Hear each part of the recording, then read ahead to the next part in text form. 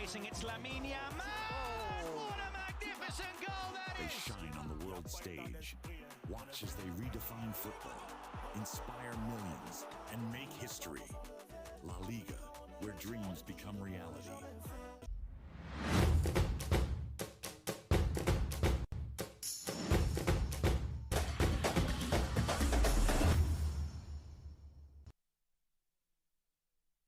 Joining us on the show this morning. This is a Rapid Sport Highlight. On the Breakfast Show, I am Ijoma Victor. We begin with athletics this morning, where the Athletics Federation of Nigeria, AFN, has sought to calm growing concerns within the athletics community over information that athletes would be required to pay 15,000 naira to register on the newly adopted roster athletics platform. And concerns emerged after athletes and stakeholders encountered a payment option while registering on the digital platform, which the Federation recently introduced to manage athletes' data and competition entries nationwide.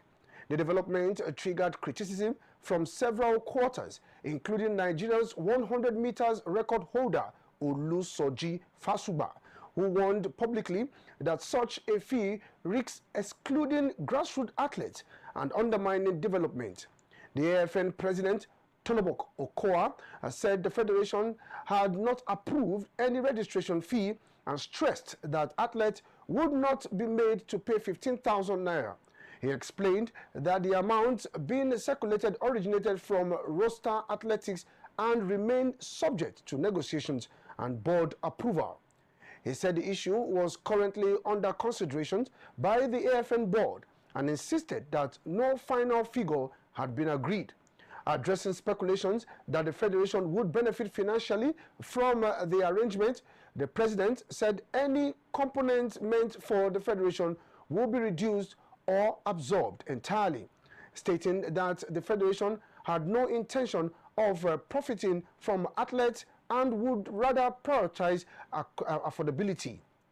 The AFN announced the partnership with Roster Athletics on January 13, describing it as a major step towards tackling age cheating and improving data integrity in Nigerian athletics.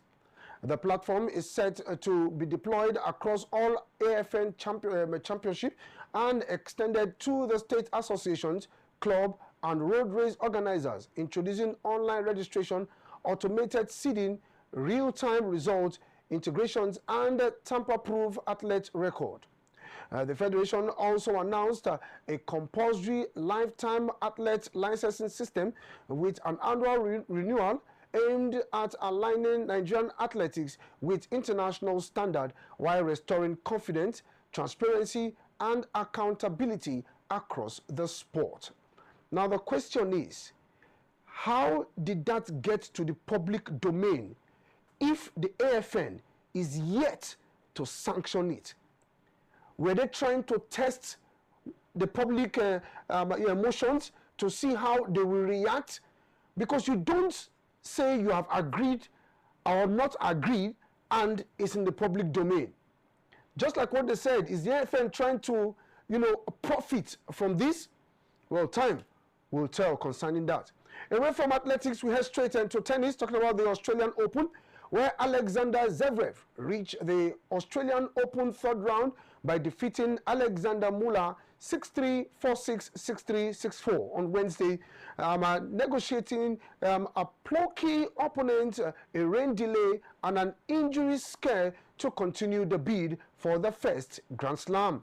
Now, after cruising through the opening set and surrendering the next, Zverev gained a foothold in the seesaw third set when they grabbed a 4-2 lead, but a sudden spell of rain halted play on the John Cain Arena and threatened to disrupt the Germans' rhythm. Now, with the roof closed and the court towed dry during a near 40 minutes break, the third seed got back to work and barely skipped a beat on serve as he comfortably closed out the set to regain control of the contest. Now Zverev broke Muller for a 6th time early in the next set, but the 3-time Grand Slam runners-up paused at 2-1 and sat down on his chair with what appeared to be a leg problem before the 28-year-old shouldered on after medical treatment. Some big winners followed from Zverev racket as he looked to shorten his time on the court, and he squandered 2 match points before delivering the knockout blow in the form of a big ace to book a meeting with British 28th seed Cameron Norrie. Meanwhile, a near-perfect Coco Gauff and world #1 Aryna Sabalenka both blasted their ways into Australian Open 3rd round with efficient victories. French Open champion Gauff needed just 77 minutes to sweep aside Serbia Olga Domilokovic 6-2, 6-2. The 2-time winner, Sabalenka, spent even less time on court, overpowering China's Ban Zhuyun 6-3, 6-1 in 72 minutes. The top 10 women's seed all remain in the tournament on day 4 in Melbourne, with Russian 8th seed Mira Andreeva also registering a 6-7 minute 6-0 dismantling Greece Maria Sakkari. Italian 7th seed Jasmine Paolin plays later on Wednesday. Danilovic ended American legend Venus Williams' Australian Open singles campaign in the first round, but was no match for 2-time major singles champion Gauff on Margaret Court Arena. Now, Gauff immediately established her authority by winning the first 5 games of the match before overcoming a loss of serve to seal the first set. She did not relent from there, consolidating a break for a 3-0 lead in set 2 before serving her way to victory and a 3rd round meeting against fellow American Halle Baptiste. Now, Gauff hit 14 winners and made 17 unforced errors against Danilovic with just 1 double fault. Now, it was a significant improvement on her opening match, in which she was hampered by 7 double faults and 31 unforced errors. Near perfect was how Gauff summarized her performance afterward.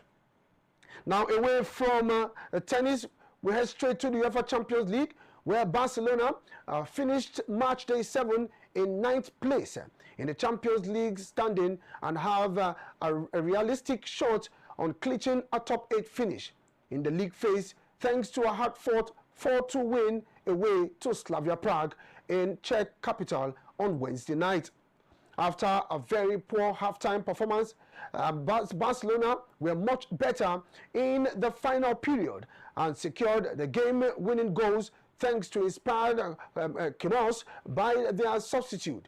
And Barca will go into the league phase finale against Copenhagen at home next week with a solid chance to book a guaranteed spot in the round of 16. Now, a result of other games played, Galatasaray and Atletico Madrid settled for a 1-1 draw. Karabakh also booked a place in the playoffs by beating Eintracht Frankfurt 3-2. Atalanta were beaten at home by Atletico Bilbao 3-2. Bayern Munich also secured a place with Arsenal with a 2-0 victory against Royal Union SG at the Allianz Arena. Chelsea peeped Pafos by a single goal. Juventus were 2-0 better than Benfica at home.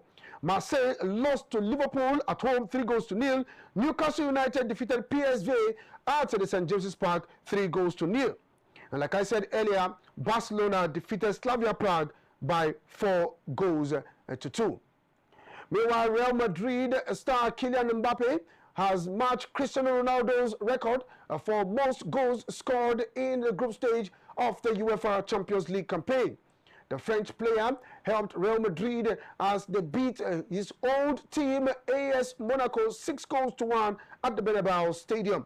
The France international star continued his amazing performance in this season's Champions League by scoring 2 great goals in the first half of the team's match against Monaco. The 27-year-old player has scored 11 goals in the competition this season, and he did it just 6 matches for Los Blancos.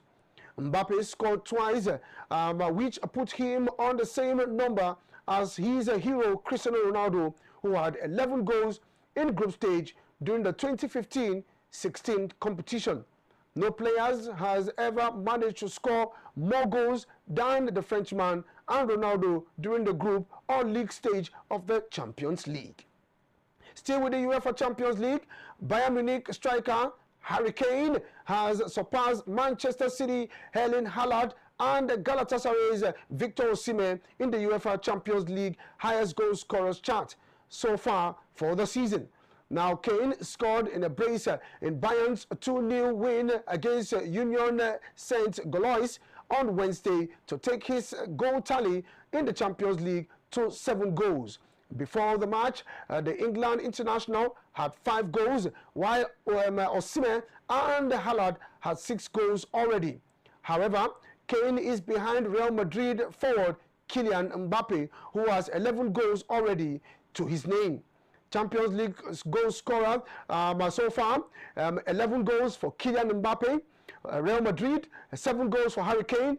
Bayern Munich, 6 goals for Anthony Gordon. Newcastle United, Erling Haaland Boots. Man City also 6 goals. And Victor Osimhen, Galatasaray, 6 goals. Now, following the conclusion of the UEFA Champions League match this week on Wednesday, here are teams that have qualified for the round of 16 and knockout phase playoffs so far. Chelsea, Barcelona, Newcastle United and Juventus are the latest team to secure their place in the Champions League round of 16 or the knockout phase playoffs. Bayern Munich, meanwhile, has joined Arsenal in qualifying directly for the round of 16. Now, the top 8 overall will progress directly to the round of 16 stage. And then the finish from those that finish from 9th to 24 will contest for knockout phase playoffs, with the winner going through to the last 16 teams that have qualified for the round of 16 knockout phase playoffs so far. Now, confirmed in round of 16 is Arsenal and Bayern Munich. Yes, like I said earlier, Barcelona and Bayern Munich, Arsenal rather, and Bayern Munich are already through. Chelsea, Barcelona, Inter Milan, Juventus, Liverpool, Manchester City. Now, let's take a look at that table. We look at the top 8 in that table. Yes, you see the top 8. Those are the teams that will automatically qualify for the round of 16. Yes, the top 8 team. Now, from number 9 to number 24, we'll go for a playoffs. Yes, they'll go for a playoffs, and then the top 8 team will relax, waiting for their opponent from the playoffs. Then from number 25 down to the last team, we'll say goodbye to this season's UEFA Champions League and better luck next season. So this is how the table will stand. I will still have one more game that will be played next week, and let's see how that will pan out. Let's tell you that Chelsea boss Liam Rosnoy said he's hoping Enzo Fernandez can be convinced to remain at Stamford Bridge for the long term by success on the pitch. Now, the Argentine World Cup winner who joined Chelsea from Benfica in 2023 for a then British record transfer fee of £107 million, equivalent to $144 million, has been linked with a move to Real Madrid. The 25-year-old missed training on Monday due to illness, which affected a number of Chelsea players and staff. Now, in Rosnoy's first experience Champions League football, the Blues can assure themselves of at least a place in the playoffs round with victory over Cyprus champions Paphos. Now, Chelsea are 13th in the 36-team table and would realistically need to win both their remaining games, including a trip to Napoli next week, to have a chance of making the top 8 and securing direct passage into the last 16. Let's take that interview of Chelsea boss Liam Rosnoy. Yeah, you have to keep banging on the door. Obviously, you want to get the breakthrough earlier to open up the game. I felt it was a harsh decision on Enzo. Maybe he puts his hands on him. I think in the Premier League it's probably a goal. But the players, sometimes you just have to keep going. You have to keep knocking on the door, but you also have to keep the back door shut. Things I was pleased with. There are things that we need to improve on, but overall the body language of the group, they kept going. They were making block after block and save after save. I was delighted for Moy to get the goal and get the result we deserved. Yeah, Moy is an outstanding player, a world-class midfield player. I don't know how many headers he's actually scored in his career, but we're always a threat on set plays. He's a top player. But no, when you play against the low block, your pivot players can be higher up the pitch. He scored a couple from outside the box this season, and hopefully he can keep chipping in with goals to help us win more games of football.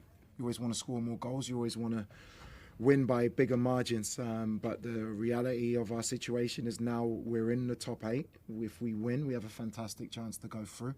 We have a very difficult game against Crystal Palace on Sunday that we need to prepare for, and then we'll assess that game of how we go about it next Wednesday. Yeah, precautionary. He felt some things really, really minor in the game against Brentford, actually quite early in the game. So credit to him to keep going through it. But I don't want to risk any players at this stage, especially players of Cole's quality. He's got a really good chance to be involved and start the game on Sunday, and we'll keep preparing him for that. Minutes and making sure that he's prepared for we have playing Wednesday, Saturday. And I want to make sure Reece is available as much as possible because he's an outstanding player and he's a leader in our group. I just have to keep focusing on the job, which is try to win as many games as possible. I can't affect what people prejudge me as or prejudge things that are happening. Well, from my point of view, I'm very excited for the future of the club. With the squad that we have, the youth of the squad, how much it can improve, and with small things and little tweaks and little improvements, I think this team can go a long way. I would love the fans to be with us and to be with me, but to do that, I need to earn that. It's two-way. Okay, that was Rosnoy, the manager of Chelsea. Well, the last is not head off when it comes to the African Cup of Nations, and like I said yesterday, it will be on the lips of many for a long time. Now, the Confederation of African Football (CAF) disciplinary committee have imposed severe sanctions on Algeria following their chaotic scene that unfolded after their quarter-final defeat to the Super Eagles of Nigeria.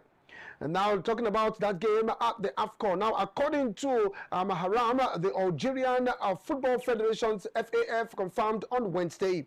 Now, the sanctions affect players, the federations and supporters involved in the incident at the end of the match, which saw Nigeria defeat Algeria 2-0 to advance to the semi-finals. Now, goalkeeper Luka Zidane, the son of France football legend Zinedine Zidane, has been handed a 2-match suspension. Defender Rafik Belgali has received a 4-match ban, 2 of which are suspended. Now, also suspensions will be served during the Cup of Nations 2027 qualifiers. Now, meaning that players will still be eligible to play in this summer's World Cup.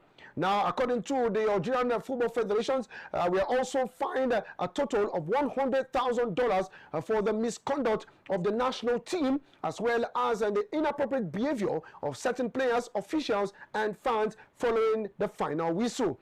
Now, in response, FAF have confirmed it will appeal the sanctions, emphasizing their commitment to defending the interests of Algerian football through institutional channels. Well, not still looking at these suspension. Now, let's tell you that Senegal's African Nations Cup champions have been overshadowed by controversy after the Lions of Teranga defeated Morocco in an unusual circumstance. Now, the speculation is now mounting that the team could be disqualified from the FIFA 2026 World Cup. Yes, they could be disqualified. Now, the coach of Senegal left the pitch in the dying minute of that match due to that controversial penalty that was awarded to the Moroccans. Now, many Algeria have been sanctioned Lucas Zidane has also been sanctioned. Begali, the defender for Algeria, has also been sanctioned, and more sanctions will still come. But the talking point, will Senegal be suspended from the FIFA World Cup? Now, according to Vanguard newspaper, there are some teams that have been banned or disqualified from major tournaments. Now, in 1985, all English clubs were suspended following the Heysel disaster that killed 39 people, and they were banned from playing football for about 5-6 years, and they resumed playing in 1991. Now, Barnsley also was disqualified for fielding striker Aiden Marsh, who was ineligible due to loan restriction. Yes, he was not supposed to play due to loan restrictions, and he was also disqualified. Now, a long list is them. South Africa's international football was also banned for 31 years. Yes, due to the apartheid policy. 31 years, South Africa was banned from 1961 to 1992. Russia, FIFA and the UEFA also sanctioned them. They are presently suspended till date. Yes, due to Vladimir Putin's invasion of Ukraine. Should I go on? Even Nigeria too was affected. Yes, in 2014, briefly banned due to government interference. Though suspension lasted for just 9 days. And even Nigeria was suspended when they lifted the cup in 1994 in Tunisia. Now, due to the political tension between Nigeria and South Africa during the era of late head of state Sani Abacha, Nigeria was also suspended for not participating at the Nations Cup for 2 editions. So, what will now happen to Senegal? Well, time will tell. This is where we blow the final whistle on the show this morning. Rapid Dawn still continues with Mata and Victor Ake. I am Ijoma Victor. Do have yourself a wonderful day ahead. Good morning.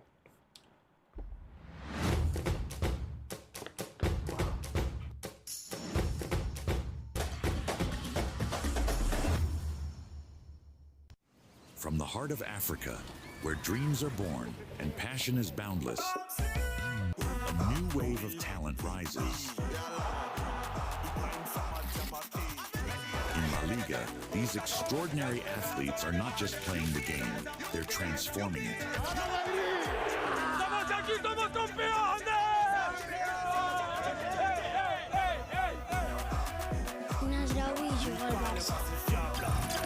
Rodriguez, the man chasing, it's Lamine Yamal! What a magnificent goal that is! They shine on the world stage. Watch as they redefine football, inspire millions, and make history. La Liga, where dreams become reality. Are you missing out on interviews, music, entertainment, thought-provoking discussions, and more?